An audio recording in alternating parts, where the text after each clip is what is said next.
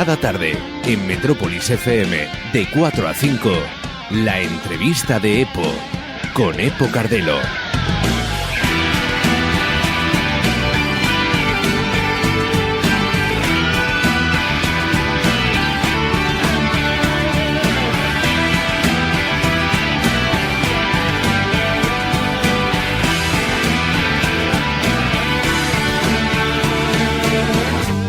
Yo nací en un lugar donde el cielo no se acaba, donde el bosque es un jardín que recorre las montañas, donde el río que bebí, donde el viento que sentí alimentaba mi alma. Muchas noches compartí una hoguera y muchas brasas que dejaba consumir con mis sueños entre ascuas, donde el frío y el calor, donde un rayo cegador estremece mis entrañas,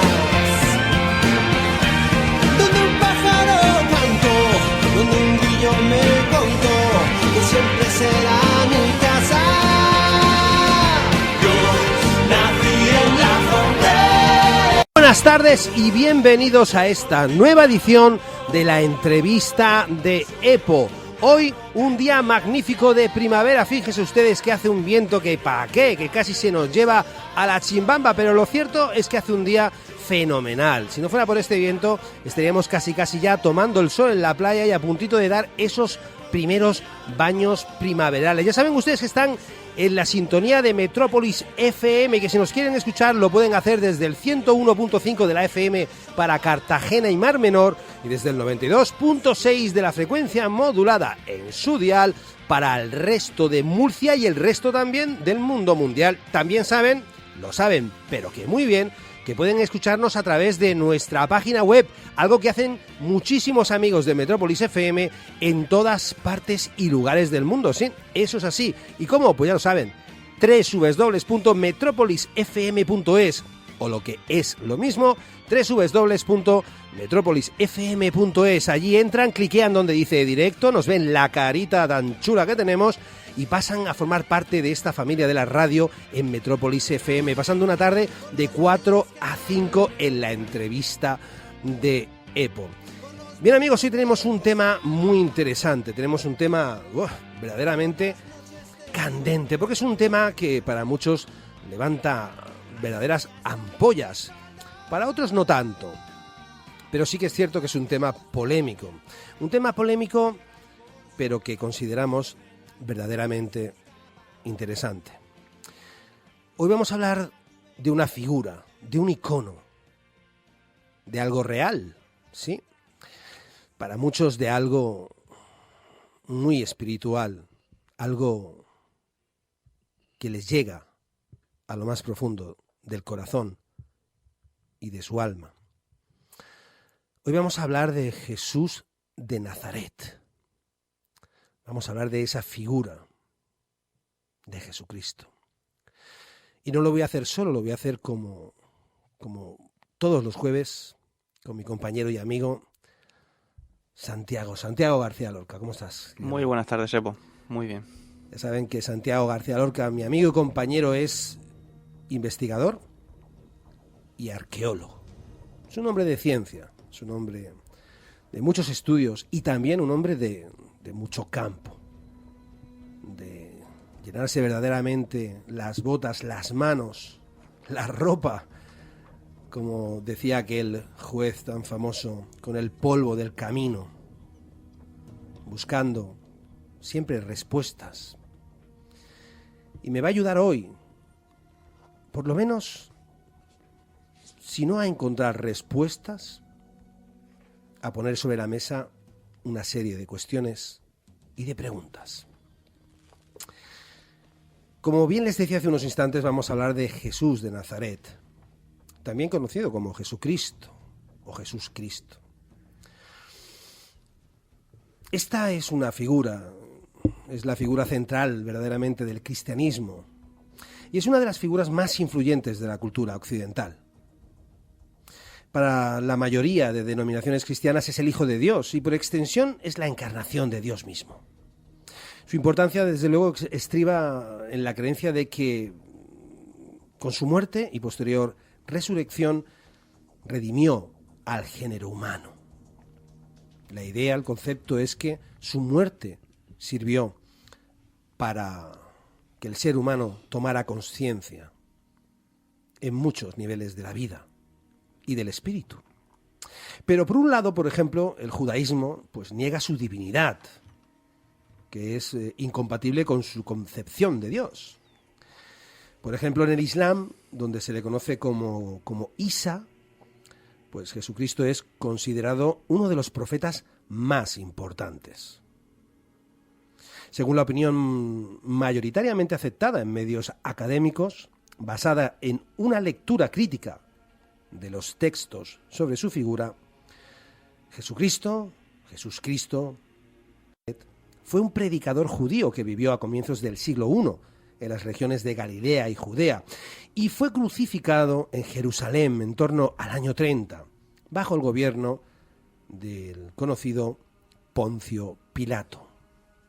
Pero lo cierto es que lo que se conoce de Jesús depende casi exclusivamente de la tradición cristiana, aunque se le menciona también en fuentes no cristianas, especialmente en la utilizada para la composición de unos evangelios. Hay muchos.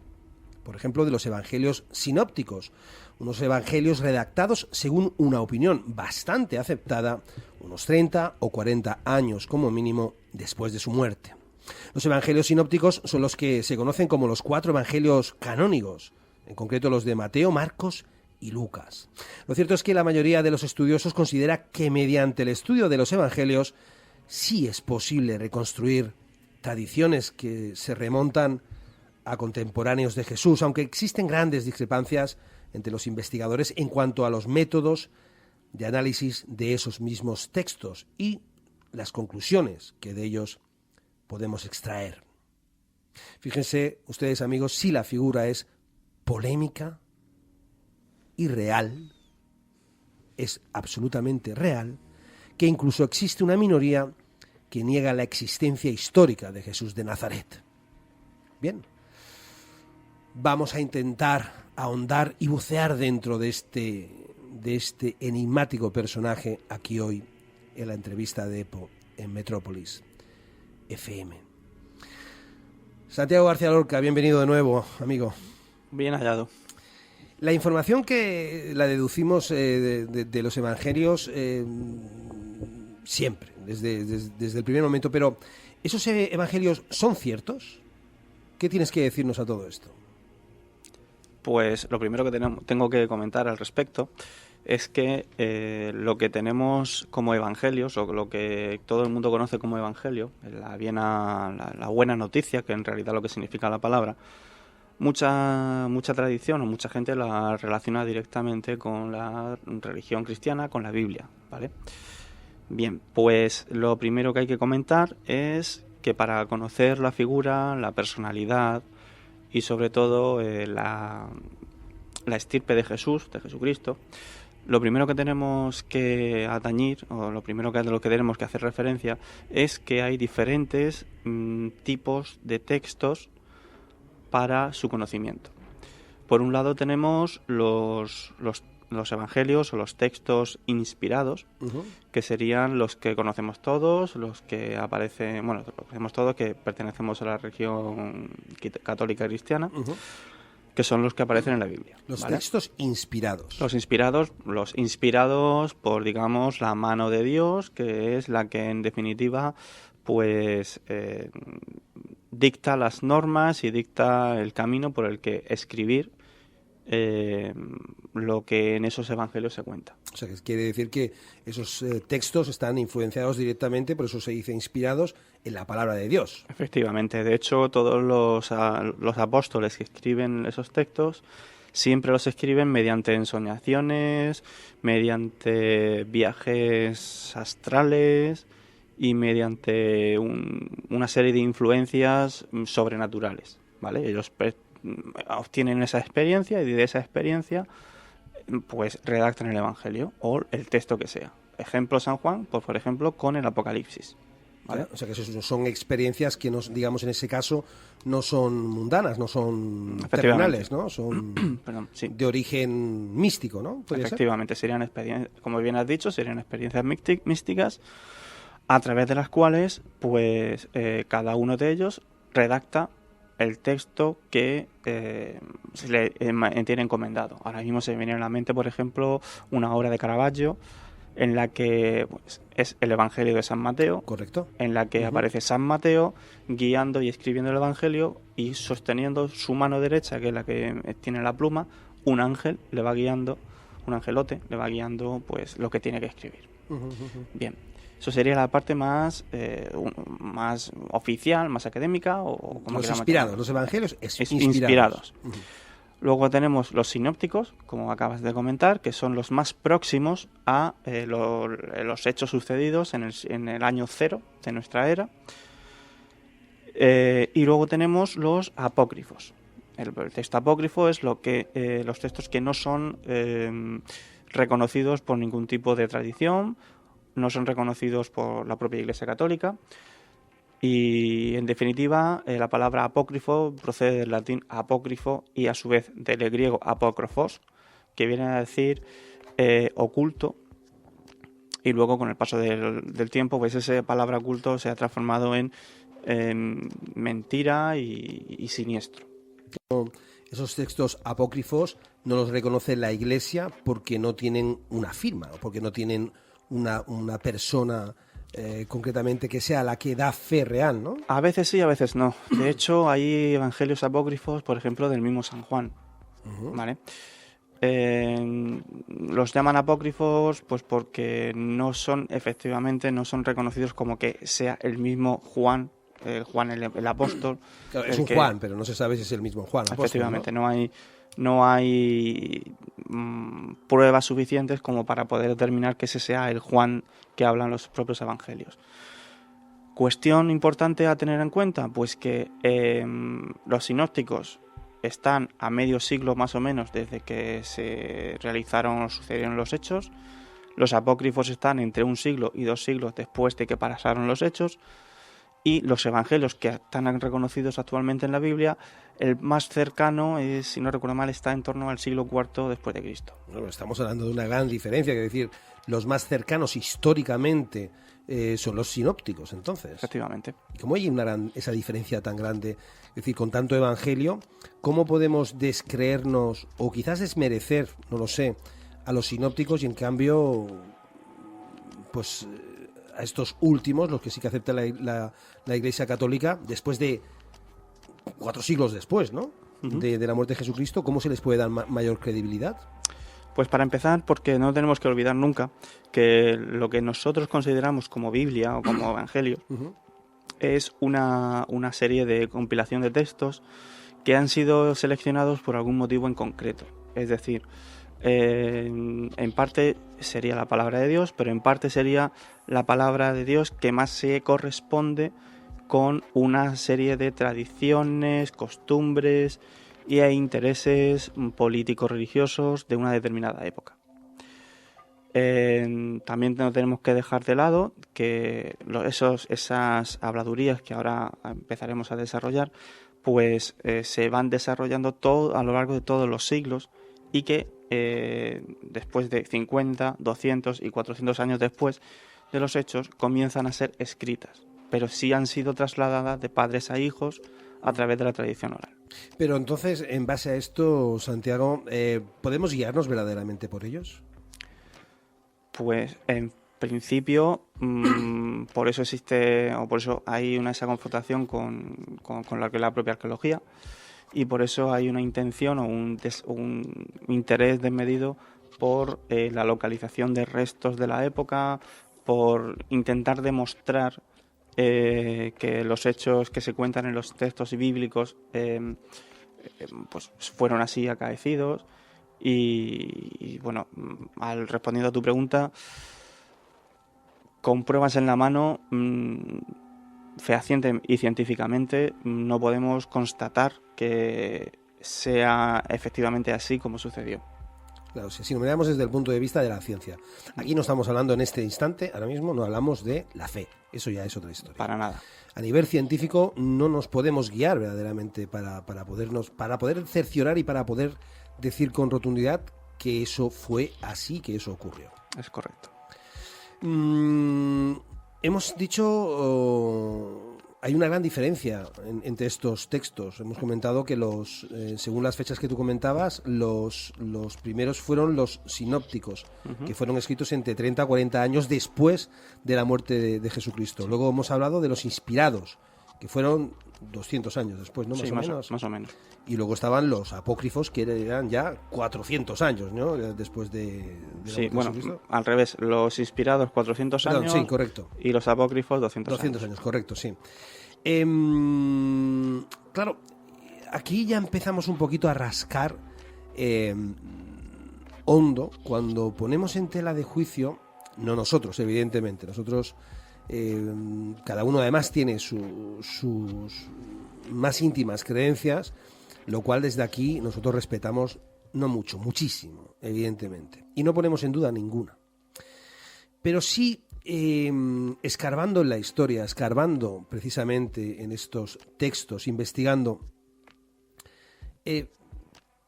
se ha escrito, es para muchos conocido, la figura de Jesús como un hombre que nació, pero que no nació, digamos, en una familia en la cual no había más miembros.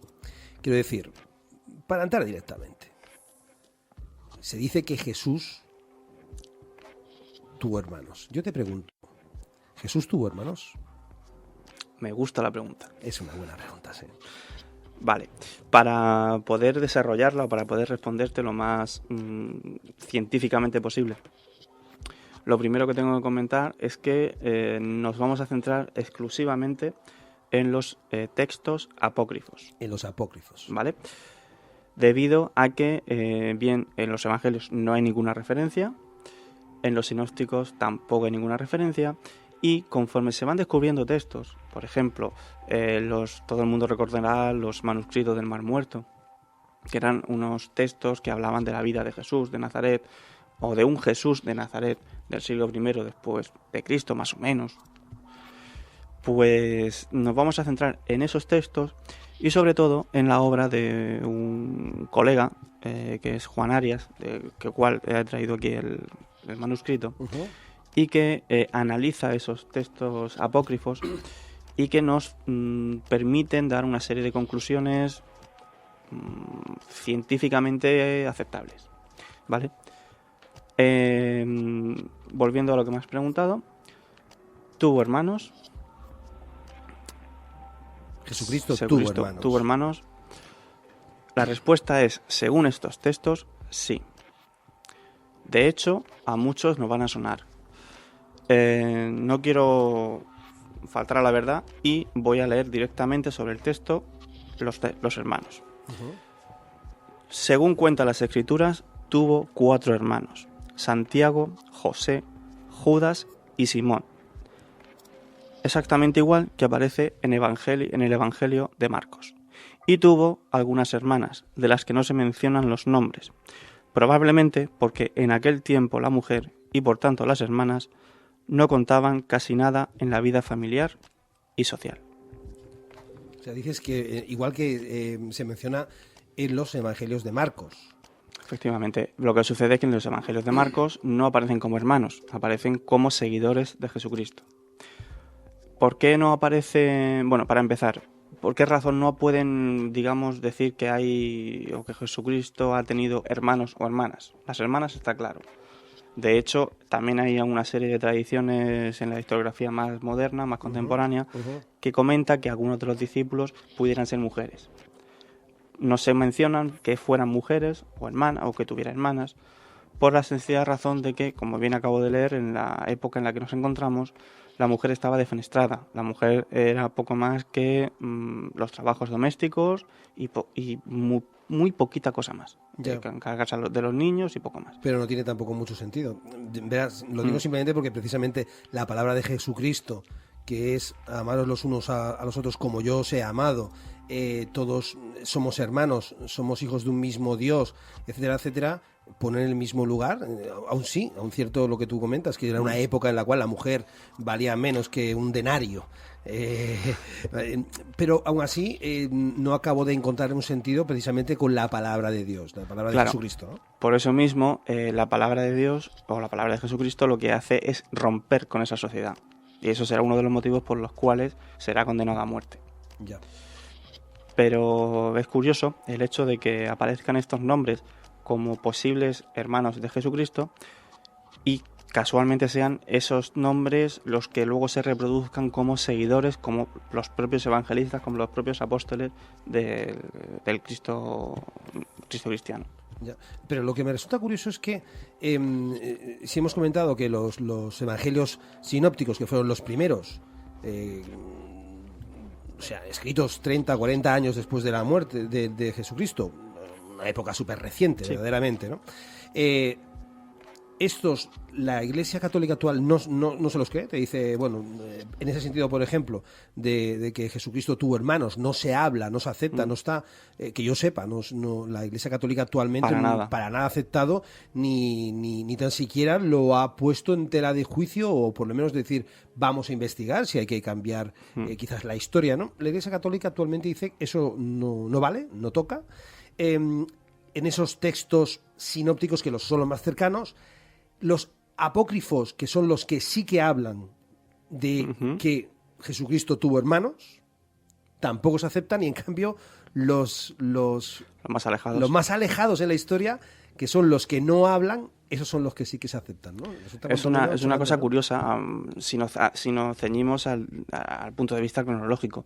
Pero si nos ceñimos al punto de vista de lo que a mí me interesa que la gente conozca, es decir, de verdad no tenemos nunca que olvidar que la Iglesia ha evolucionado en su manera de pensar. Evidentemente.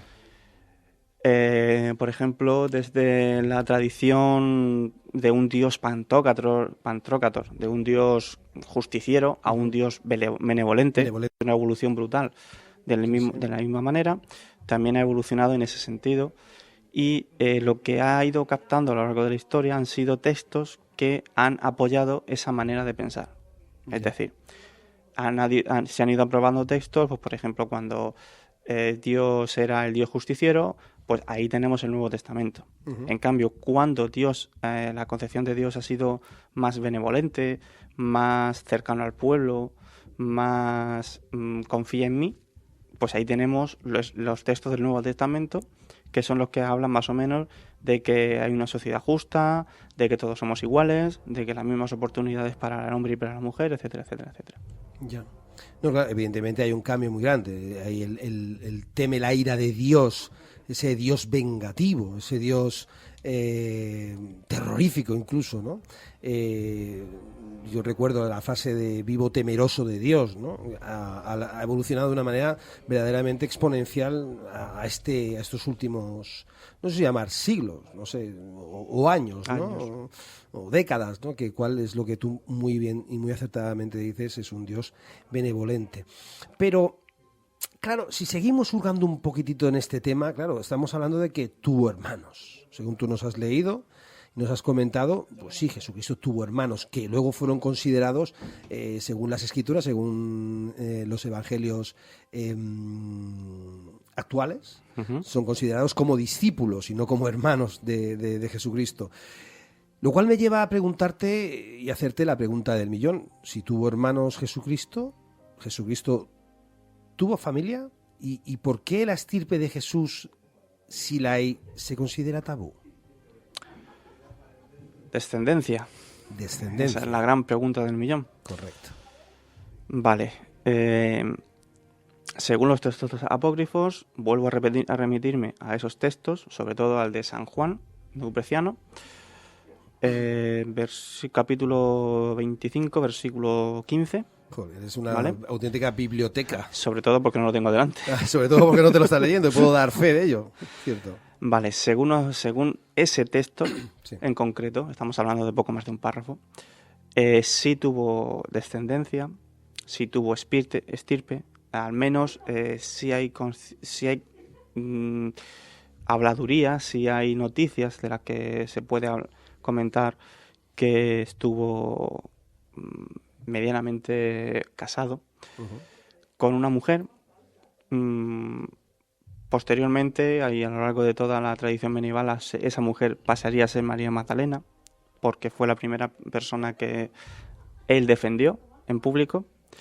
Él se rebajó a defenderla contra la propia sociedad y luego fue la primera persona a la que él la primera persona que ella fue a ver su sepultura vacía Fue María Magdalena. fue María Magdalena y fue la primera persona a la que él se le apareció. Claro, ¿y por qué se rebaja Jesucristo? Porque era, según dicen, Era ¿no? una mujer, sí, de mala vida. de mala vida. De noches locas, Sí, ¿no? sí. Lo que hoy hablaríamos una mujer de noches de whisky y tabaco y todo lo demás. Efectivamente. Pero hay un punto muy interesante. Esa pregunta que yo te he hecho, Santi. ¿Por qué se tiene tabú a la posibilidad de la estirpe, la dinastía, la descendencia de Jesucristo? Permíteme que te responda con otra pregunta y luego la respondo. Ya estamos. ¿Vale? Ya estamos liando. Venga, me lanzo Vamos al a ruedo. ver. Dime. Y no solo eso. ¿Y por qué hay un tabú sobre, por ejemplo, el orden sacerdotal, que no puedan estar o que no puedan mantener una familia? Bueno, eso en las iglesias protestantes, creo, en Estados Unidos sí Efectivamente, se sí pueden la tienen. casar, ¿no? Y pueden tener... Si cogemos la Biblia y si tenemos la paciencia de leer la Biblia y otros muchos textos, veremos que no hay ningún motivo por el cual pues esto se lleve a cabo. Vale, el único motivo que se le puede aplicar a este razonamiento es que Jesús es único y todopoderoso. Desde ese punto de vista, si esa persona llevara consigo una familia, ya no sería único ni todopoderoso.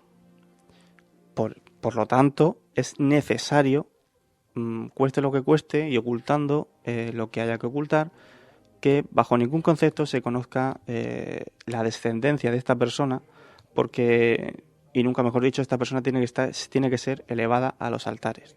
Todo esto procede de una tradición medieval. Ya, lo que tú me quieres decir, para decirlo más prosaicamente, es, aunque lo has dejado muy claro, es que quizás cualquiera de nosotros, en cualquier parte del mundo, podríamos estar viviendo al lado de alguien que fuera descendencia y tuviera la estirpe de Jesucristo. Y eso es algo impensable. Desde un punto de vista religioso, sí. Desde un punto de vista humano, totalmente aceptable. Totalmente aceptable.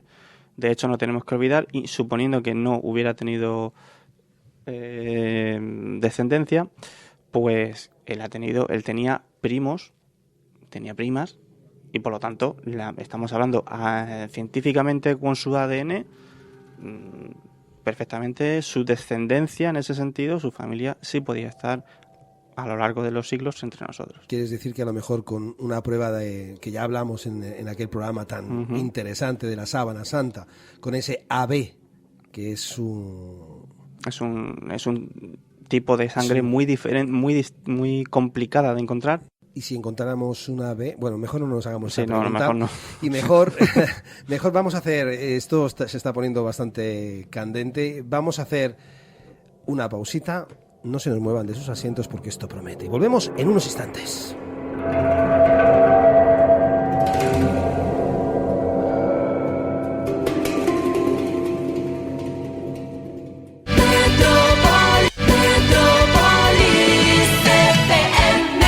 Metrópolis FM, región de Murcia. Bien, amigos, seguimos aquí en la entrevista de EPO, precisamente con Santiago García Lorca, nuestro amigo investigador y arqueólogo. Estamos hablando de un tema pues muy interesante, un tema espinoso y un tema a la vez histórico y por qué no decirlo, un tema pues que nos apasiona porque es un misterio en muchos aspectos. Para algunos reñidos con la fe, para otros reñidos con la historia. y para nosotros, sinceramente, reñidos con nada. Queremos saber. ¿Tenemos nuestra fe? Claro que sí. Yo la tengo. Santiago la tiene. Tenemos nuestras creencias. Y hay quien no cree. Bueno, pues es muy libre de no creer. Pero nos interesa saber y acercarnos más a esa figura de Jesucristo. Santiago, menos mal que nos estamos tomando un buen vino Salvius Monastrell, porque si no, yo creo que No llegaríamos. este programa no podríamos aventurarnos como nos estamos aventurarnos a dar estas pinceladas de investigación. Así que aprovechémonos del vinito un poquito para que nos desinhibe un poco y nos quite ese halo de misterio que Aprovechémonos. que vuela. Bueno, estábamos hablando de la posibilidad de que Jesús dejara estirpe porque tenía hermanos, lo cual quiere decir tenía familia, y según los textos, pues se casó con María Magdalena. Hay que ver la posibilidad de que Jesucristo pues hubiera procreado y hubiera tenido hijos. Y comentábamos de lo políticamente incorrecto o quizás de lo incómodo que resultaría y que resulta de hecho para la fe la posibilidad de que eso fuera real, ya que Jesucristo es un ser divino y es un ser único, es inimitable. Pero volviendo a la figura humana, Santiago, a ese hombre que existió, ¿cuál fue su verdadero trabajo? ¿En qué trabajó Jesucristo? Hay dos tendencias. Que hablan de la profesión que todo el mundo conocemos, que sería del carpintero, supuestamente ayudando a su propio padre, el padre terrenal. Uh-huh. Y existe... Era José. José, efectivamente. Uh-huh. Y existe otra tendencia, otra tradición, que recogiendo toda la costumbre de los trabajos manuales de la época, ese carpintero o esa persona que se dedicaba a esas labores de marquetería, de ebanistería, no solo se dedicara a eso, porque si cogemos textos, incluso sarcófagos, tumbas de la época, esa tradición de carpintero es mucho más que eso. O sea, no solo se dedicaban a la carpintería, sino que además se dedicaban a la mampostería, a la realización de muros, de alzados, a la reconstrucción y restauración de viviendas. Es decir, y para que se nos entienda rápidamente, es muy posible que Jesucristo, además de carpintero, fuera albañil. Además, fuera constructor. Constructor, que es la profesión que en esa época la persona que desempeñara labores de ebanistería también tendría que desempeñar las artes y los oficios de la construcción. Es decir, es como si ahora pues concibiéramos un electricista, por ejemplo, que no supiera y que no tuviera o que no supiera trabajar, pues por ejemplo, pues la propia marquetería. Me refiero a el clavar poner un clavo. Si tanto monta tanto. Efectivamente. Hoy en día no podríamos entender quizás un albañil que no supiera trabajar de alguna manera la madera, ¿no? O alguien que trabaja la madera, que sabe que tiene que apuntalar un techo, por ejemplo, que no supiera cómo es una pequeña estructura, cómo es... Efectivamente. Y hay restos de textos, sobre todo los relacionados con los sinópticos, uh-huh, que hablan de que Jesús estuvo más de 10 años de su vida trabajando y ayudando en labores relacionadas con la restauración de paredes, estucados y pintor, también pintura, uh-huh, de algún tipo, ¿no? Sí, bueno, también tenemos que tener en cuenta que en esa época, en la zona de Palestina, había muy pequeñitos terremotos, muy pequeñitos movimientos de tierra, y es posible que algunas estructuras tenemos que tener en cuenta que eran adobe y poco más. O sea, tenían un zócalo de piedra, pero las paredes eran de adobe, de tierra machacada. Claro.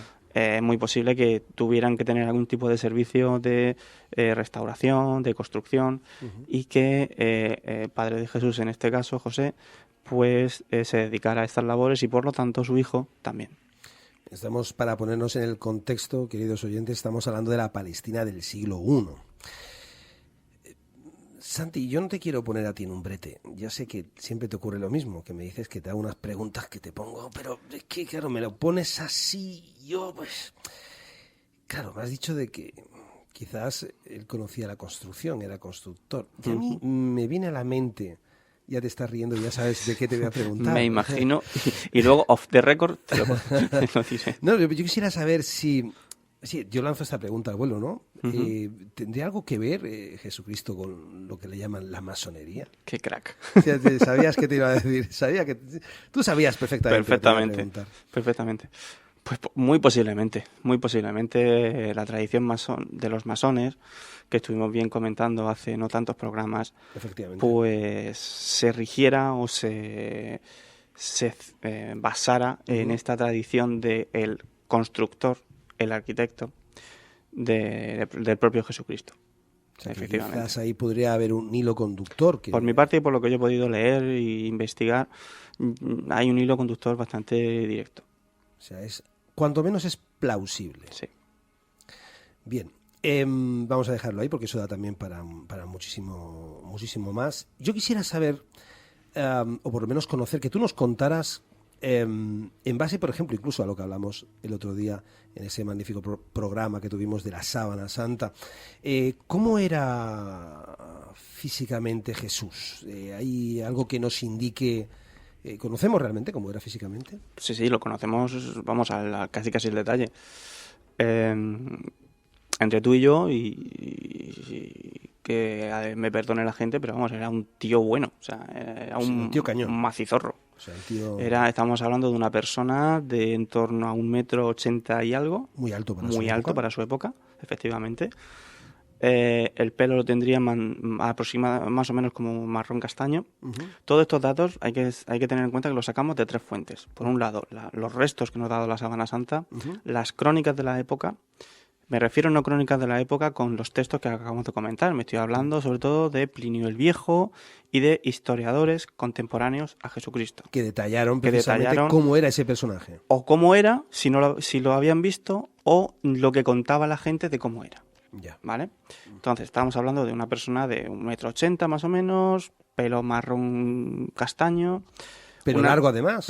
Un pelo largo porque, básicamente era tradición.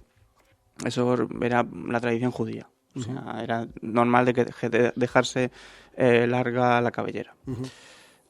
También estaremos hablando de unos ojos claros, ¿vale? No te voy a decir el detalle, el color, porque no se sabe, pero sí estábamos hablando, no era un negro potente ni nada por el estilo, estábamos hablando de una persona de ojos claros.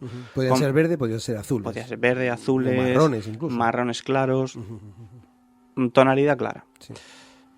También estaríamos hablando de una persona con rasgos de complexión fuerte, ¿vale? A esto quiero incidir o quiero añadir que para una persona aguantar el flagelo tenía que ser una persona de una muy, muy fuerte complexión. Sí, una musculatura. Lo normal es que el flagelo matara a la gente. Sí. Si sobrevivió el flagelo es porque su musculatura, su fisionomía, su complexión era muy potente. Normalmente lo que se cuenta, las crónicas que podemos acceder y las que más o menos son verídicas, que luego hay mucha parte de textos falsos, ¿vale? Estamos hablando de sus vestimentas, pues unas simples sandalias, ropa muy tenue, muy simple, no para nada grandes alardes, ni oro, ni plata, entre otras cosas, porque eso, como bien hemos comentado también en otros momentos, se utilizaba o se refería sobre todo a elementos más higiénicos, más que de ornamentación. Y era una manera de vestir muy sencillita, muy, pues, un poco más que un cordón para lo que es el cinto y una túnica que en función, pues más o menos podría ser... Hay veces que le han visto con una túnica blanca, veces que la han visto con túnicas de color, no especifican el color, pero poco más. Poco más. Bueno, lo que sí que podemos decir es que quizás no se equivoca mucho Hollywood, en las películas incluso europeas, cuando lo sacan como un hombre guapo, como un hombre, dices, alto, de complexión fuerte, y un hombre potente, precisamente por eso pudo sobrevivir a ese flagelo, ¿no? Todo fue un suplicio para él, evidentemente, pero gracias a esa fortaleza que tenía Jesucristo, pudo aguantar todo lo que pudo aguantar. Pero el mensaje de Jesús es una incógnita. Se conoce el mensaje de Jesús, evidentemente, pero la incógnita viene cuando hablamos y conocemos que el mensaje que Jesús envió al mundo conocido en aquella época, la Palestina del siglo I, a esa sociedad de su tiempo, pues que no era un mensaje original. ¿Eso es así? ¿No era un mensaje original? Efectivamente, no es un mensaje original. Quiero decir, es un mensaje reconocido a través de la tradición oral. El hecho de amaros a los unos a los otros como yo os he amado, que es la gran frase, el gran paradigma de su mensaje, es una tradición que procede de la época de los faraones, de la época de Moisés, y se llevaba pasando de padres a hijos a través de la tradición oral, e incluso se llegó a escribir, por ejemplo, en el propio Código de Hammurabi. Estamos hablando de 2000 años antes de Jesucristo. 2000 años antes de Jesucristo. En el que se decía que, por favor, que no, la gente no se mate, que intenten ser buenas personas, que ayuden a su prójimo, que ayuden al vecino y que intenten convivir de una manera sin conflictos. Bueno, eso se estaban simplemente aplicando lo que ya posteriormente llamaríamos los valores cristianos. Lo que luego el cristianismo acogió como sus valores, efectivamente. Lo cual quiere decir que eso quizás no era, digamos, ese código, ese protocolo no era directamente cristiano, sino ya era anterior. Era anterior. El punto de inflexión, o sea, el mensaje en sí no es original, pero el punto de inflexión y lo que le hace, digamos, lo que garantiza su éxito, entre comillas, es que pone a todos, desde el propio emperador hasta el liberto y esclavo más simple, en la misma escala social. Yeah. Eso es lo que hace romper con las estructuras del Estado, eso es la parte innovadora de su mensaje y en la postre lo que al final acabará condenando a la muerte. Sí, porque además otro de los datos que quizás lo condenaría también a la muerte era ese carácter que tenía Jesús como agitador de masas, ¿no? Esa paz que él predicaba, una paz violenta en muchísimos casos también. Por ejemplo, tenemos ese ataque al templo, ¿no? Porque también de alguna manera él predicaba una religión sin templos ni catedrales, ¿no? Efectivamente. Eso fue así, ¿no? Era un agitador. Sí, sí, totalmente. Y además eso sí está constatado y podemos verlo en los propios evangelios reconocidos por la propia Iglesia. El carácter de Jesús es, vamos a ver, era una persona, como se suele decir, un tío con muy mala leche. O sea, en el momento que veía algo que no le gustaba o algo que no coincidiera con sus ideales, tenemos que quitarnos la idea del Dios ese tranquilizador, del Jesucristo apaciguador, de la persona que hablaba contigo. No. O sea, esa idea de poner la mejilla... Sí, no, perfectamente. Sí, él ponía la mejilla, le ponía la otra mejilla y a la siguiente ponía tu mejilla. O sea, claro, te da un puñetazo en los morros. O sea, vamos a ver, el capítulo más claro es cuando entra al templo y ve que para empezar, él, o sea, su propia religión o el mensaje que él mantenía no necesitaba templos para encontrarse con Dios, ¿no? Claro. Cada uno se encuentra con Dios en su soledad, en su individualidad y sobre todo al ver transformado eso en un parque mediterráneo. Claro, sí. ¿Vale? Un parque temático, evidentemente. Pues eso literalmente le llevaron los demonios. O sea, arrasó literalmente con todo lo que estaba configurado en ese espacio. Sí, bueno, pero es que además tú muy bien decías antes de que Jesucristo, como personaje real y como personaje que existió, tenía mucha mala gaita. Ya de hecho, por ejemplo, sé que según los textos apócrifos, Jesús era un niño tan travieso que hacía cualquier tipo de prodigio para vengarse incluso de sus enemigos, ¿no? Sí. Y sobre todo eso es cociente, vamos a ver. Jesús, hasta los 18 años, según las escrituras, hasta que alguien le da una colleja en época, o sea, en vocabulario habitual, pues partiendo de la base de que era una persona especial, pues hacía esos milagros pequeñitos, ¿no? Entre sus conocidos, entre tus amigos, que le hacían la vida imposible. Era una persona diferente, distinta, que se apartaba del resto del mundo, y por eso mismo era criticado y era, en ciertos momentos, era marginado. Si había elementos, había momentos en los que él se sentía atacado, pues no te voy a decir que lo hacía inmediatamente, pero en poco tiempo, unos días, unos meses, unas semanas, la persona a la que le hacía daño, pues se veía perjudicada de alguna manera. O sea, quieres decir que él tenía ya desde pequeñito la capacidad de crear prodigios incluso para vengarse de sus enemigos. Sí, eso lo conocemos a través de los textos de San Juan apócrifos, ¿eh? Son los apócrifos, ¿no? Que son los que no son aceptados. Los que no son aceptados para nada. Lo cual quiere decir, ya está demostrando de alguna manera que, aunque no estén aceptados por la Iglesia Católica actualmente, sí demuestran que sí tenía la capacidad de crear esos prodigios o de crear esa... Efectivamente, o sea, yo no voy tanto como por el hecho de ese crío me ha hecho daño, espérate que ahora cuando a la salida en una esquina y te voy a poner a la fino, ¿no? salida me esperas. No me refiero a eso. Eso simplemente pueden ser habladurías. Lo importante y lo que tenemos que quedarnos es que desde muy pequeño Jesucristo era capaz de hacer milagros. Por eso, a la mayoría de edad, o cuando esa persona alcanza un cierto raciocinio, se exilia al desierto. La cuaresma viene de ahí. Y encauza un poquito su vida, o encauza lo que de verdad viene o lo que quiere hacer.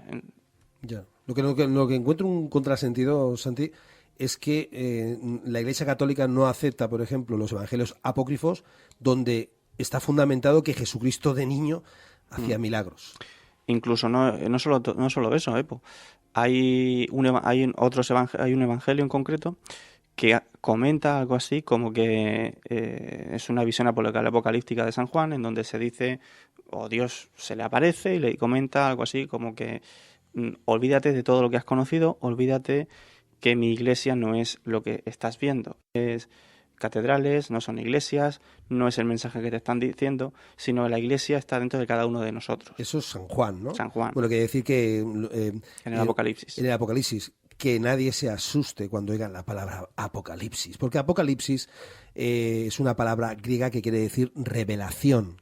¿Vale? Tenemos una manía con esto es el Apocalipsis. Bueno, el Apocalipsis son muchísimas cosas en la vida, porque nos revelan cualquier cosa que se nos sea revelada. Es un apocalipsis, o sea, no tengan tanto miedo porque simplemente significa revelación. Santiago, precisamente en muchísimos textos, Jesús es alérgico al poder. O sea, él tiene poder, pero es alérgico al poder. ¿Por qué? Es alérgico al poder terrenal. Odia no. Sale o no quiere verse inmiscuido en los conflictos políticos de su sociedad. Su poder va mucho más allá del poder terrenal y lo enmarca en un poder más místico, más espiritual. Él revela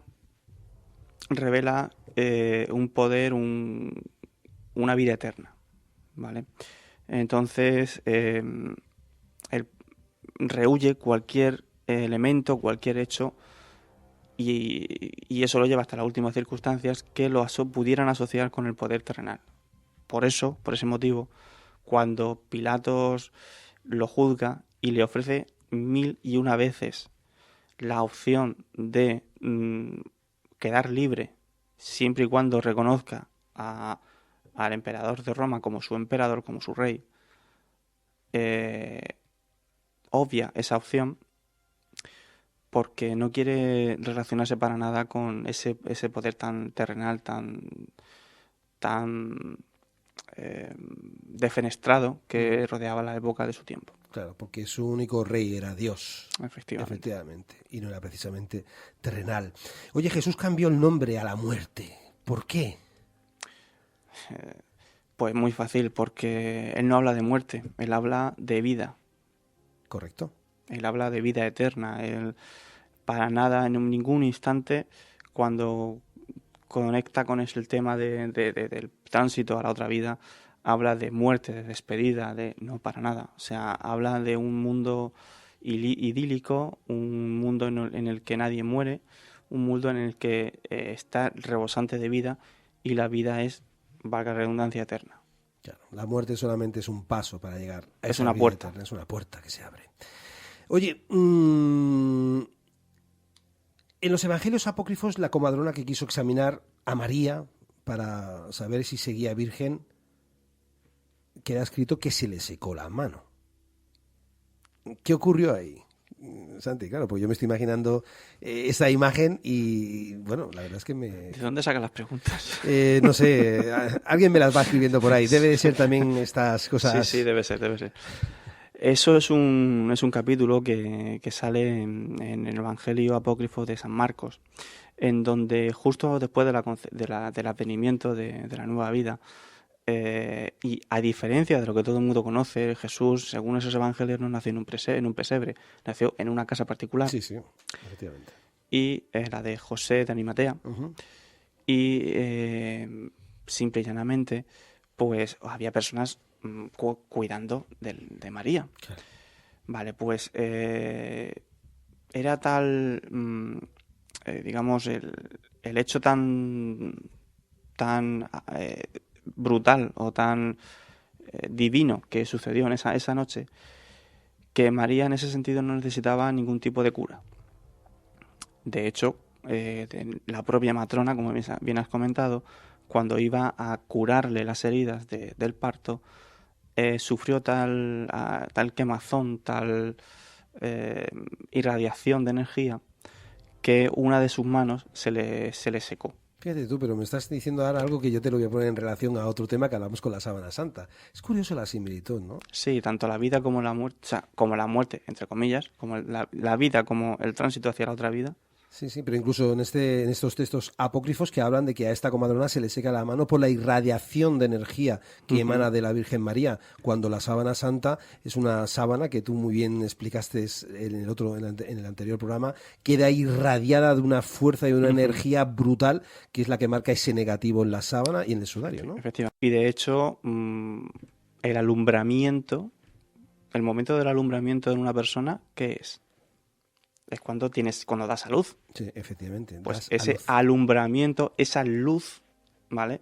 Es lo que esos evangelios vienen a mostrarnos. Qué cosas, es curioso. Ya saben ustedes de dónde puede venir la palabra alumbramiento, dar a luz.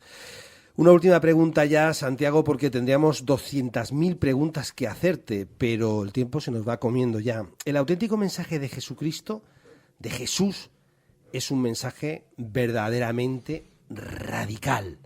¿Cuál es el mensaje de Jesús?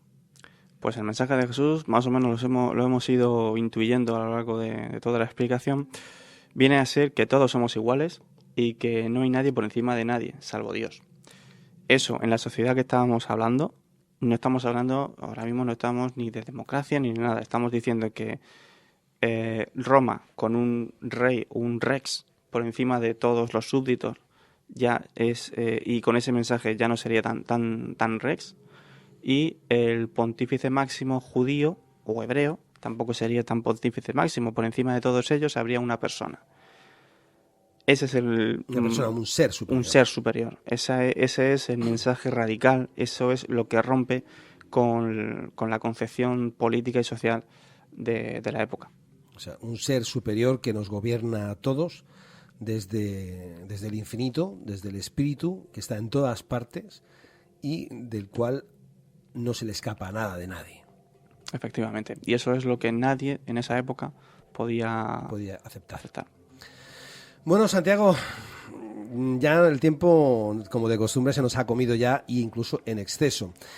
Un gran programa, de verdad que me ha gustado muchísimo. Espero que nuestros oyentes por lo menos hayan tenido la posibilidad de simplemente pensar y de seguir creyendo, teniendo sus creencias. Por supuesto que sí, porque nada tiene que ver de hecho, nosotros no hemos puesto en duda la divinidad de Jesús. Para nada. Es más, tenemos nuestras propias creencias, así lo decimos, y respetamos muchísimo cualquier tipo de creencia.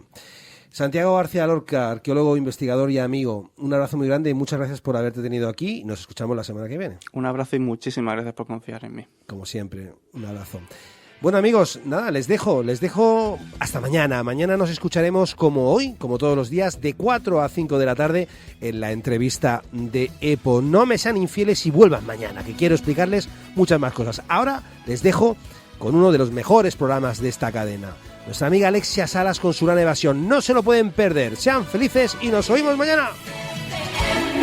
Metrópolis FM, Región de Murcia.